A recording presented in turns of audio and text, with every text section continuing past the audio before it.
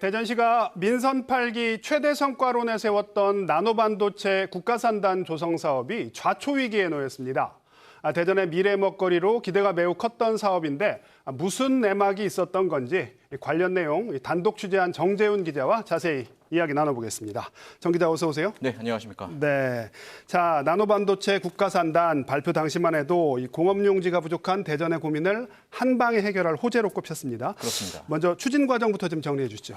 네, 그렇습니다. 2023년 3월 윤석열 정부는 전국의 국가첨단산업 후보지로 대전의 나노반도체 산업단지를 포함해 15곳을 선정했는데요. 네. 당시 대전시는 지역 최초의 국가산단이자 정부가 선정한 국가산단 중 가장 큰 규모인 529만 제곱미터에 달한다고 밝혔습니다. 네. 이곳에 3조 원 이상을 투입해 나노와 반도체, 우주항공 전진기지로 육성하겠다는 계획이 수립됐고 특히 반도체 팹, 제조 공장을 유치해 지역의 신성장 동력으로 추진하겠다는 청사진을 제시했습니다. 네, 청사진은 좋았는데 그런데 이게 지난해 예비타당성 조사에 착수하면서 면적도 줄었고 기대했던 생산 유발 효과도 확 줄었단 말이죠.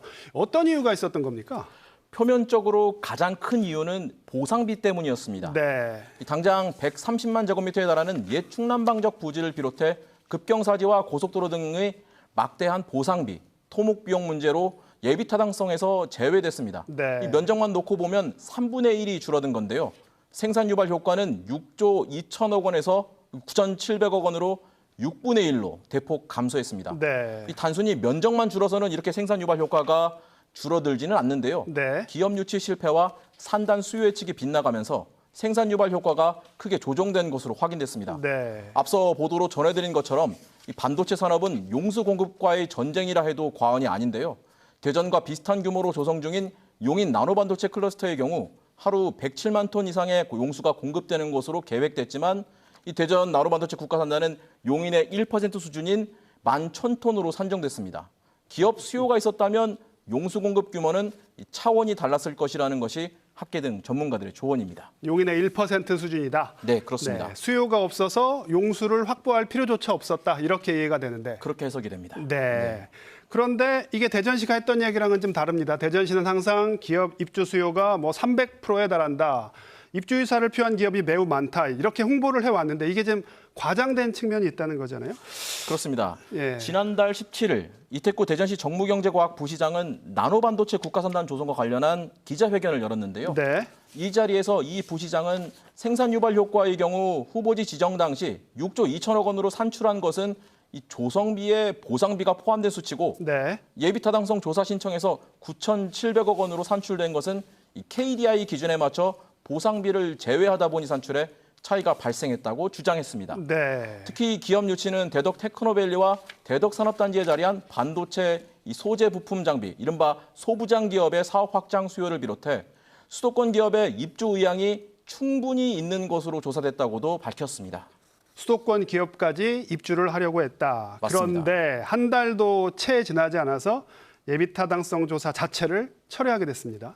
자, 대전시 해명이 좀 사실과 거리가 있었다 이렇게 볼 수밖에 없을 것 같은데. 네, 그렇게 해석이 됩니다. 네. 핵심은 산업단지 조성이 말 그대로 타당하느냐라는 가장 기본적인 질문에 답하지 못하면서 문제가 벌어진 건데요. 네. 이 산업단지가 세워지기 위해선 아파트 분양과 마찬가지로 입주 수요가 있어야 합니다. 그렇겠죠. 입주 기업의 숫자와 공장 수요 면적 그리고 신설이냐 이전이냐 등의 여러 변수를 고려한 것이 바로 산업단지 입주 수요 예측인데요. 네. 대전시는 나노반도체 국가산단 입주 수요를 300%에 달할 것으로 내다보고 사업 조성에 문제가 없다고 밝혔지만 한국개발연구원, KDI 조사 결과는 달랐습니다. 네. 이 KDI는 예타 중간조사 과정에서 대전 나노반도체 국가산단 입주 수요는 단 10%에 불과할 것으로 예상했는데요. 산단을 조성해도 10분의 1만 공장이 들어선다면 당연히 경제성은 확보될 수 없습니다. 때문에 대전시와 LH는 예비타당성 조사를 철회하기로 가닥을 잡았습니다. 대전시는 입주 수요가 300% 정도 될 거다 이렇게 예측을 했는데 KDI는 10%밖에 안 될 거다. 실제로 조사했더니 네. 수요가 300%에서 단 10%로 줄어든 겁니다. 당연히 LH로서는 KDI 말에 무게를 실을 수밖에 없을 것 같은데 네. 자, 그렇다면 앞으로 나노반도체 국가산단 이 사업 어떻게 되는 겁니까?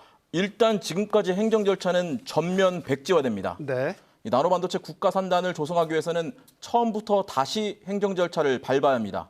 대전시와 LH는 기존의 예비 타당성 조사는 통과가 불가능한 상태라며 철회한 뒤 사업 계획을 재조정하고 다시 예비 타당성 조사를 추진한다는 계획입니다.